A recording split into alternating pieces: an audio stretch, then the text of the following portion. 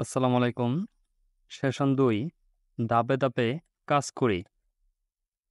সঠিক ভ্রমণ পরিকল্পনা করার জন্য আমাদের জানতে হবে আমাদের কি কি কাজ আছে ও মোট কয়টি কাজ।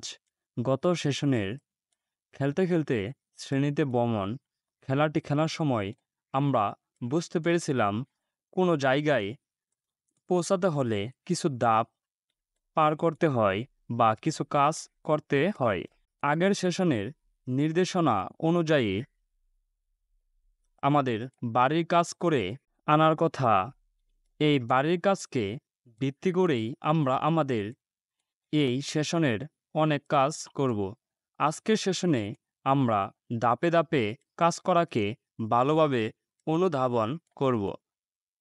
আমরা তো প্রতিদিনই বিদ্যালয়ে আসি। দুই একদিন হয়তো বিশেষ কোনো কারণে আমাদের বিদ্যালয়ে আসাটা হয়ে ওঠে না। বাসা থেকে বিদ্যালয়ে আসতে আমাদের প্রতিদিন কিছু কাজ করতে হয়, যা আমরা আগেই লিখেছি। চলো সহপাঠীর সাথে মিলে এবার নিচের গল্পটি পড়ি। এই গল্পটি তোমরা নিজেরা পড়ে নেবে। চলো নীরার মতো আমরাও বিদ্যালয়ে আসার কাজগুলো প্রবাহ চিত্রের মাধ্যমে প্রকাশ করি। এজন্য আমরা আমাদের সহপাঠীর সাথে আলোচনা করি ও লিখি। বিদ্যালয়ে আসার ধাপসমূহের প্রবাহ চিত্র চলো আমরা দেখে নেই।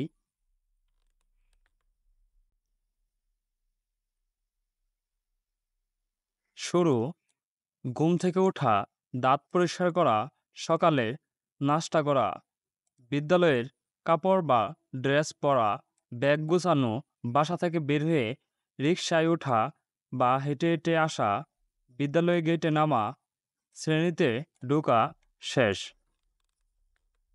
আমরা দেখে নিলাম বিদ্যালয়ে আসার ধাপসমূহের প্রবাহ চিত্র। আমরা নিশ্চয়ই খুব ভালোভাবে আমাদের বিদ্যালয়ে আসার ধাপগুলো ধরতে পেরেছি।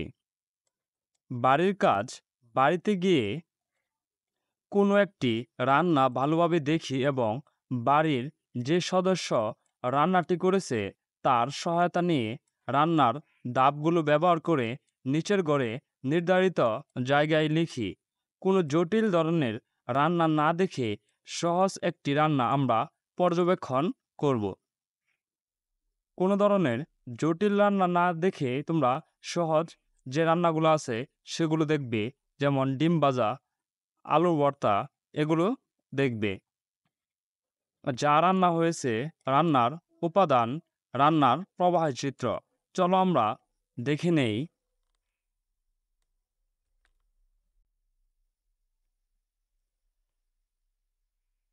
যা রান্না হয়েছে আমরা দেখব ডিম ভাজা। রান্নার উপাদান ডিম, তেল, পেঁয়াজ, মরিচ, লবণ। রান্নার প্রবাহ চিত্র শুরু, চুলা জ্বালানো, কড়াইয়ে তেল দিয়ে চুলায় বসানো, বাটিতে পেঁয়াজ, মরিচ, লবণ, ডিম নিয়ে ফেটানো, গরম তেল দিয়ে ডিমটি ছেড়ে দেওয়া, কিছু সময় অপেক্ষা করা, ডিম ভাজা হয়ে গেলে কড়াই থেকে নামানো, শেষ। আমাদের রান্নাটি হয়ে গেছে।